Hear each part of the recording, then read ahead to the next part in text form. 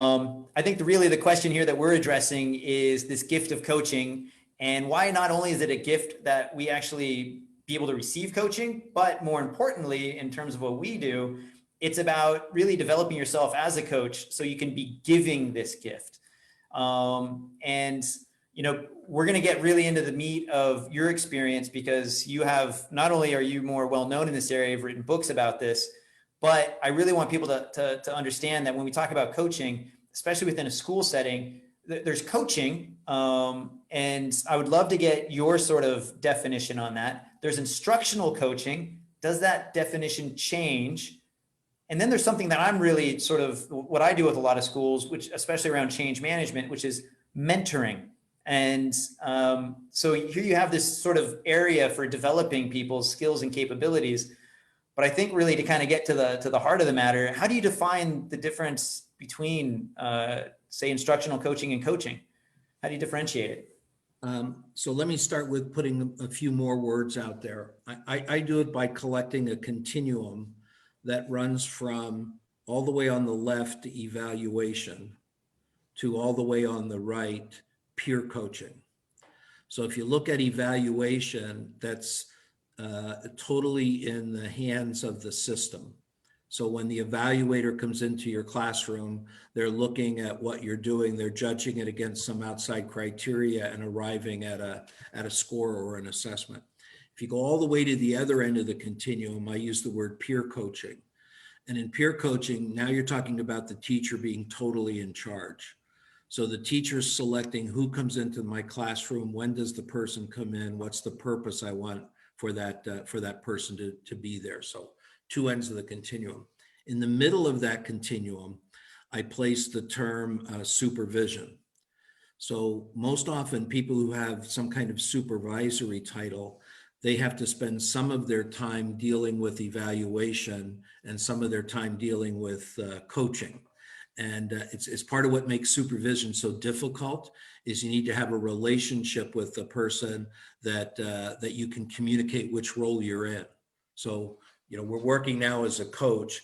I won't evaluate while we're in the coaching role, but I do have to come back some other time and play that evaluator role. And some people question whether that's possible for a school administrator to do.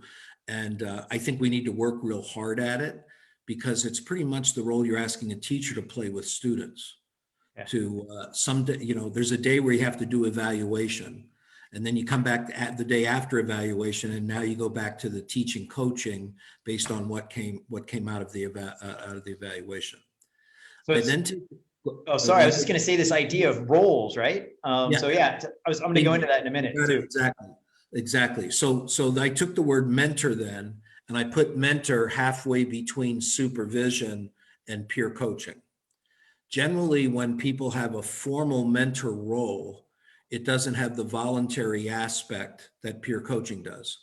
So if a school has a mentor program and I come in new and I walk up to you and say, "Hi, Michael, I'm Steve. I'm going to be your mentor." You don't have the option to look at me and go, "Steve, you're not who I had in mind," or to go to your administrator and say, "I'm going to pass on that whole mentor thing." It becomes required. So a peer coach would not come into your classroom uninvited in a school. A mentor might, because they have some responsibilities that they need to carry out. Now, when you're a mentor, you can do a lot of your job as a peer coach. So I train mentors, and when I train mentors, I tell them one of the first things they should do is invite the mentee to coach the mentor. So if I'm a teacher serving as a mentor, I'll go to the new teacher and I'll say, "When could you come to my classroom? I'd like some feedback on this," so that you can actually model for a person how that coaching role plays out. Now, when instructional coaching showed up, and I began to work with folks, what I found out in way too many places, they did not define the position. And so there's always this difficulty of building trust when a position isn't defined. So in most cases, I describe instructional coaches spend some of their time peer coaching. So they're peer coaching anytime the teacher comes to the coach and requests their assistance and support. Sometimes they're mentoring. And generally when they're mentoring, it's because they have an expertise. I've been trained in the writing process and our schools using the writing process. So as an instructional coach, I'm going to be giving everybody feedback on that process. That's my mentor role. And then instructional coaches can at times get very close to supervision. I actually have a drawing where I make it like an open circle on a number line. It's as close as you can get, but you don't really touch it. And that happens whenever an administrator strongly recommends to a person that they work with the instructional coach. So if an administrator does your evaluation and identifies a weak area and kind of assigns you to go to the coach, you end up with the person responding to you as if you had that evaluation role, even though you don't have it at all. So when I'm training instructional coaches, I talk about the fact that they're going to find themselves in each of those roles. I encourage schools to put those roles up on the wall at the beginning of the year and talk about all the people in the building who have what roles, so that you create trust by describing what you're going to do and then doing it. Yeah. So it's interesting because when you talk about that evaluation end of the spectrum, and I reflect on like change management within schools and developing these mentoring programs, which are really around developing capacity within the middle leadership to tackle change, but supported by senior leaders who often seem so disconnected from the reality of what's going on. Some people actually see mentoring as this idea of, all right, what am I doing wrong? Or why do I need somebody to look over me to do this now? It can be, when not communicated correctly, it can really break down that relationship very quickly. I thought it was interesting how you talked about, for you, mentoring is before I as a mentor you, you should come into my room first and I'd like to get some feedback as a trial. I kind of almost call that, similar to you, I have this sort of process where it's like, before we even start talking about mentoring, we need to have a conversation. And I call it the conversation before the conversation. And what I invite mentors to do is to say, hey, look, Steve, I really want to develop my leadership skills. And a big part of leadership, the number one thing leaders need to do is develop others. And an area that I want to improve in is actually working more closely with team members to develop them in an area that, you know, they're very passionate about, their own goals. Like, where do you want to develop in? To do this, I need somebody to work with. You know, would you want to be a part of my learning journey? And can you see yourself wanting to pursue something that I might be able to help you with? So a common practice for coaches to build in is to request coaching on your coaching. So from time to time, actually asking for feedback. You know, was there anywhere in my feedback where you felt evaluated? Yeah. Or you felt required instead of engaged? You know, when I'm training new coaches, I always tell them you want to start with safe partners. Okay, so those are the people who know you well enough to stop and say, you know, Michael, if I didn't know better, I would think you just offended me. But I know you well enough to know you would never do that. So go back and try that line again, because it just didn't come across. And you have like these different ways that coaching or mentoring can be used. In one sense, it could be, because you had mentioned about an experience earlier to me about, you know, hey, new staff coming on board. Here's someone to mentor you, help you get orientated to the school and get you sort of started. Here's some of this mentoring, just making sure you're doing what you're supposed to do. There are performance management mentors that, hey, this is someone really good in that role, and we think you would benefit by working with them, when it's sold that way. But there's this punitive side to mentoring or coaching when you're paired with somebody more experienced. How do you help people overcome that so that they truly see it as a gift? When I'm working with a school that's implementing a mentor program, I suggest to them that they shouldn't be allowed to have a mentor program unless they have a peer coaching program. So if your mentor program is for people who are new, the job of the mentor program is to prepare people to enter into coaching. So I worked with a school and they were trying to decide, how long should our mentor program be? You know, is it a 1-year program, 18 months, 2 years? And they finally came up with this agreement. When the teacher threw open the door of her classroom and said, you may all come in, that was the end of the mentor program. So the job of the mentor was to build a person's confidence and skill and sense of professionalism, that they are really prepared to work in an open coaching role with anyone. And then you begin to know, well, when do I need coaching from an expert? If I can give you my own example, I taught. I'm in coaching because all of my beginning teaching career was highly coached. At university, I spent my student teaching a whole year. I student taught for a whole year in a fourth grade classroom that had a master teacher, 2 student teachers, a graduate intern, and visiting professors, and 18 kids. So I was observed every day and got feedback. Then I went to an open concept school where I taught 5th and 6th grade in one large open room. We had 100 kids in one big open room, 4 teachers, 2 paraprofessionals. And I was so excited about my undergrad program that I convinced my school to be a professional development center for the university. So now I teach for 5 years, always informally being observed if when it wasn't formal. Well, then I went to teach 1st grade. And I tell people I only survived teaching 1st grade because I teamed with a woman who was experienced. Well, when I went to 1st grade, I needed a mentor because I didn't know enough to know what I needed. So I needed Diane, who had this experience as a primary teacher, to look what I'm doing and steer me in another direction. And then as I gained knowledge, I could now request coaching because I now knew enough. Yeah, so she helped kind of build up that your sort of knowledge and kind of helped you develop awareness around what you needed and what didn't need. That was the key point for a mentor. Then the coach could come in a very targeted way and do the development. See, if you think about the technology piece that just happened with everybody having to start teaching online, if I don't know anything, it's not going to do me any good to request coaching because I don't know what to request. So I need to talk to somebody with some technology background and experience, and they start giving me pieces. Now that I have those pieces, now I can take a video clip that I made for my kids, and I can share it with 2 colleagues and say, hey, look at the degree to which I got the kids engaged, that I caused the kids to think critically. And I'm really open to any thoughts you might have as to things I could do to increase that amount of thinking that was taking place. But I'm not ready to do that when I don't even know how to set up a breakout room.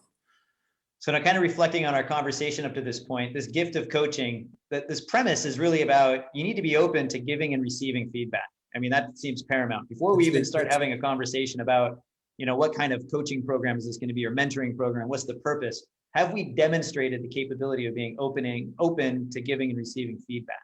That's the environment we need to create. And historically, teaching hasn't. Historically, teaching was the word I use for it, they were franchises. So everybody in the school owned their spot. And sometimes they went to franchise meetings where they got tips or strategies shared with each other, but then they went back and ran their own biology class. But when you reach the part where the entire science department is responsible for kids' success in biology, not just the person teaching biology, now that begins to create that environment where everybody needs to be open to each other's feedback. Yeah. So now we're open to feedback. Once we're open to this feedback, it helps us to identify areas for development. And you mentioned something earlier about the spectrum. I almost call that like directive versus non-directive. The directive is really on that evaluative side. Non-directive is really on the peer side. It's really relationships based. The ideal world for any coach or mentor is working in that non-directive area where the person that you're working with, your mentee or coachee, is really taking ownership and initiative in their development. You're just helping them with process or experience. Maximum vulnerability. So when I'm training coaches, you want to, or leaders of any way, you want to spend as much time as possible all the way on the end of that continuum, because that's when the person is making him or herself most vulnerable and the greatest amount of learning is going to occur.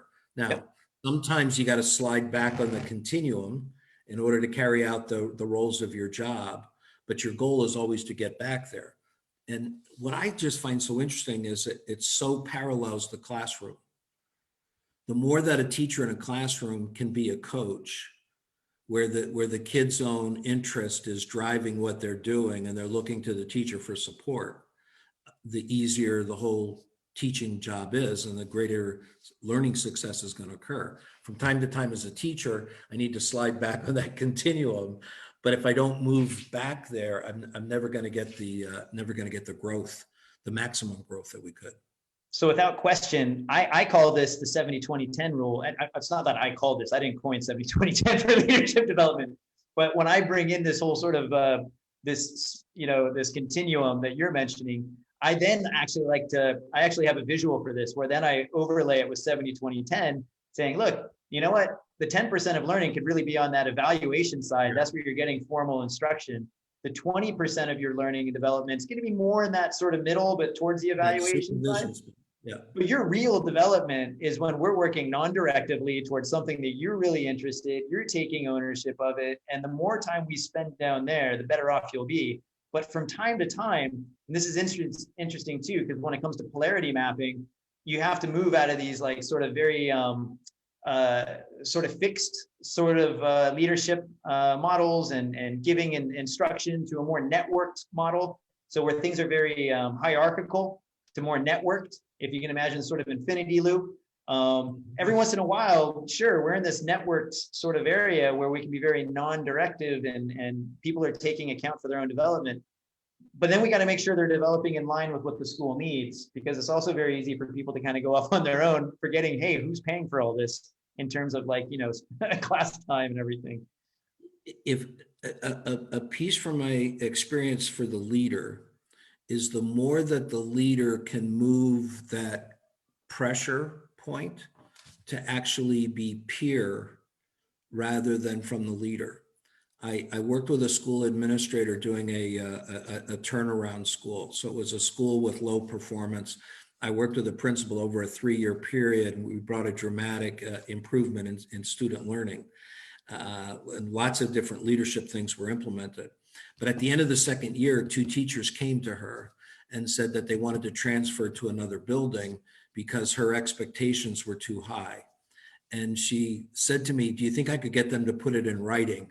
I'd like to give that to the superintendent, that my expectations are too high. And I said, I want you to enjoy this, but you need to know they aren't leaving because of your expectations. They're leaving because of their colleagues' expectations. There were 72 teachers in that building. There's no way as a principal she could spend enough time with any individual to bring that kind of pressure on them. But the school was built around professional learning communities and peer teaming. And when those teachers had to go once a week and put their student work and their instructional plans and strategies down in front of colleagues, that's where the pressure came. And what the leader did was she created that environment where everybody had this commitment to move kids. And when you weren't buying in, when you weren't making yourself open to your colleagues to grow as an individual, that's where the pressure came. So now, building on this, and I have these 2 last driving questions, and one of which is very important to kind of get at when we think about that school, that particular type of school. And just to kind of premise it, I've always been very critical of adaptive schools because of something that Garmston et al. Wrote about, and this idea that a lot of educational leaders have about distributed leadership, where you have a leadership-less team. Everybody's responsible and accountable for themselves. I personally feel that you can't have a leaderless team. Somebody ultimately has to be accountable for making sure that that team is operating in a leaderless fashion and making sure team members are getting the support they need, but also in the reality of international schools, people come and go. And people always need to be oriented, and people always need to be kept, focused and in track. But at the same time, it doesn't mean you can't be a member of the team. Just because you're wearing a leadership hat doesn't mean you can't be a team member. So I firmly believe that you need someone needs to be explicitly identified in that role. But something that I've come across with schools recently is that as we've developed these mentoring programs where people have explicitly are defined as a mentor, and it could be for 3 different reasons. Number one, orientating new staff, which is the most common even in corporate world. Number two, these are mentors to be distinguished from coaches in the sense that they're recognized in some area and their door is open. And if anybody would like to benefit from working with that mentor is given time out of the schedule to help other teachers. But they have to recognize it's a relationship, that we're not just having one meeting where I'm going to distill some knowledge to you. We're going to go on a learning journey together. And that's why I have this time off. And so they welcome others to seek out that person identified in that area, like project-based learning, to help them. But scope is limited. Scale is limited because you can only mentor so many people and teach.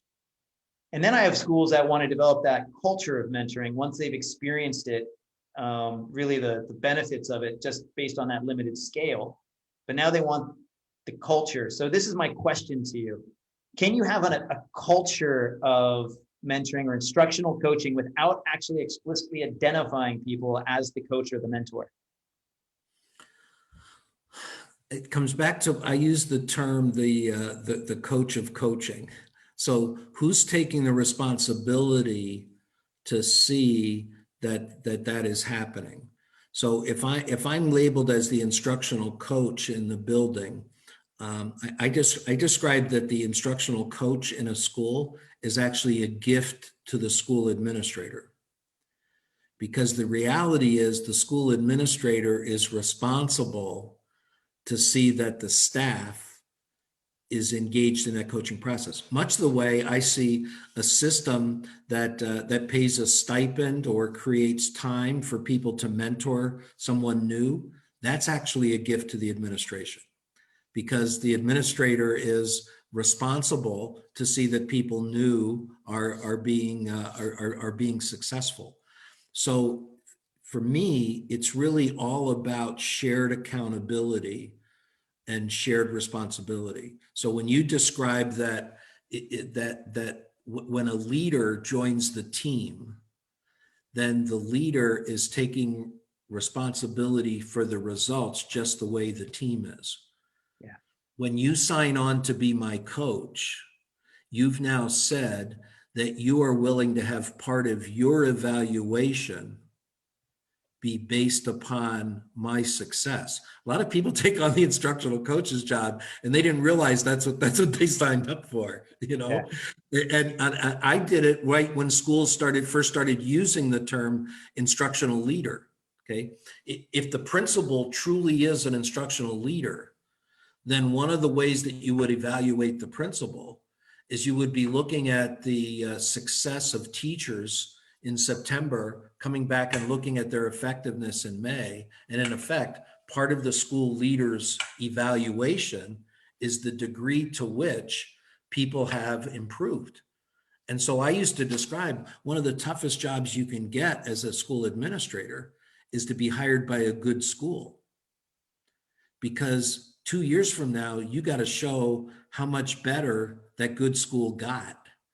Yeah. because of your instructional leadership. That means you've got to get good teachers to stop good things they're doing in order to implement new things that would get a higher result than the good results they were getting. That's a whole lot easier. I used to describe, give me a school that's failing, and if I get 3 teachers to quit, the scores go up and things look better. That's a much different job than taking on that good school and setting a thing in place that causes the whole thing to stay in a continuous growth model. So now here we have this sort of idea of like, okay, people being open to feedback. We want to have this culture, but within this culture, we also have to be very explicit about the role that we're playing at any particular time. Because, hey, this is my time to work with you as a coach, where I have a shared accountability for that development.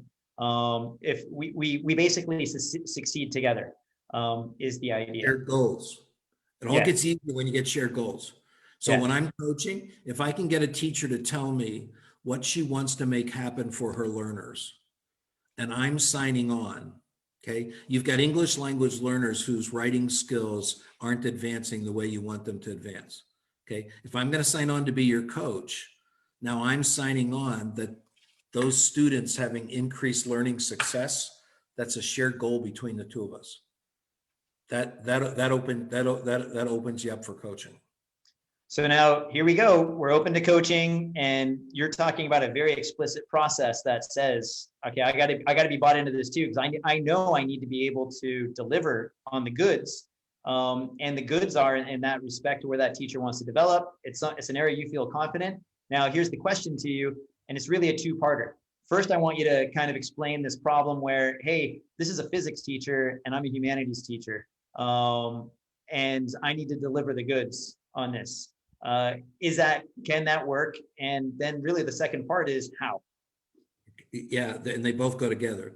The key to being a successful coach is knowing when you know and knowing when you don't know. So if you and I uncover that part of you improving your physics instruction requires a background in physics that I don't have, then my job as a coach is to help you find that. Okay, it's no different than I'm working with my GP doctor who discovers something that says we really need to call in an expert here. And there's a difference between sending me to the expert and dismissing me versus signing on with me with my expert to be part of the learning process. So my hope is that my doctor who's sending me that expert is planning to learn also. She's going to be adding to her repertoire and her background based on what she and I are finding out from that expert together. And so your role as coach is really helping that physics teacher unpack it all, understand it. Because you had mentioned this earlier in our conversation that, you know what, I might need to go to a mentor to help me understand where I need to develop. Yeah. And that somebody could be just that outside perspective. It's learning what questions to ask. The greatest skill of your coach is they help you figure out the questions to be asking. Yeah. Much more than your coach knowing the answers to those questions. And again, that's directly applicable to the classroom for a teacher. So you're an instructional coach helping a teacher in some particular area, but if you can pass on those coaching skills to that teacher, you're also going to be helping them in a way that's going to help them in the classroom. So hence the reason why we're coaching coaches. Yep. And it's also, you learn, it's why I push peer coaching. Because when I come into your classroom and I'm watching the student learner and I'm watching connections between your behavior and the student learner, the coach is learning.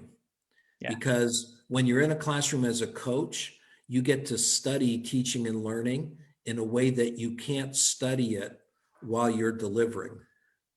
So the more that we can get teachers coaching each other, the teachers are learning from stepping into those coaching roles. So I'm going to wrap us up here. And one of the things I'm really excited to talk about is in my role as being Acamus's contracted PD coordinator, and working with their leadership as a facilitator. I'm bringing you into Acamus to teach instructional coaching to our network, which is something completely new. And I think it's really important that they understand what they're getting in relation to this, because it's not about just coming in and teaching people how to tell other people what to do. It's going to be about developing capacity. But in order to be successful in this program, we need to make sure that we have an environment where people are open to feedback. We need to make sure that we're working with people that respect process. And as they walk into this program or process, that they're walking into it with people that are going to respect that process and also be able to say, hey, time out. I think we've muddied the water a little bit. How do we separate it back out as we develop this? In terms of what you're bringing to Acamus, what makes it unique? What's unique is that it's a course called Personalized Coaching. So I am personalizing this delivery to each of the participants. So one, there's 5 different online modules that look at different elements of coaching. Coming out of a conversation with me, participants will decide which of those modules they want to work in that best align with the progress they want to make. While they're working in that module, they'll be getting facilitative feedback from a person on my staff. Throughout the module, or throughout the course rather, I will be connecting on personal calls with them. and providing additional outside resources. And we'll be establishing opportunities for people with common goals or common roles that they're playing to connect with each other in some guided conversations. So people should get the opportunity to experience coaching while they're learning and developing their coaching skills. That's great. And it's great for this one reason. And my 8 years with Acamus, going into 9 of coordinating these programs, I have a very limited budget in many ways and scope, because I feel the learning has to be very intimate. So you have to do small classes. But when you do small classes, it's very difficult to be able to bring in big hitters like you. And I say this, I've always been intimidated by reaching out to speakers like yourself and what you do, because you're coming in from a very far distance. We're getting you for a very short time. We can't really enlarge that time, so we're limited to 2 days. But now remotely, COVID has given us the opportunity to really connect and push this learning model in a way that it can be extended over a year, and we can provision it through our association, which I think is just phenomenal and makes for better learning. It was actually a school in China that got me started, because they wanted me to travel there and do 2 days of training on professional learning communities with their whole staff. And I said to them, honest to God, you don't want to do that. I mean, number one, for me to come for 2 days, I got to charge you for 5. Okay. And secondly, you can't drink professional learning communities out of a fire hose for 2 days and then go implement it. And we were able to take the same funds and we were able to create a year-long program where I had these short chunks of presenting to their staff from time to time. But then, and this was pre-Zoom, I was doing Skype. I was Skyping into their PLC meeting. So they would send me the agenda for the meeting. I'm sitting in at the table with them, having their meeting, and then doing 10 minutes of coaching feedback to them on how the meeting went and different things they could do. So I think there's a whole new learning coming out of the quarantine time that I hope is going to increase learning for lots of people. I personally hope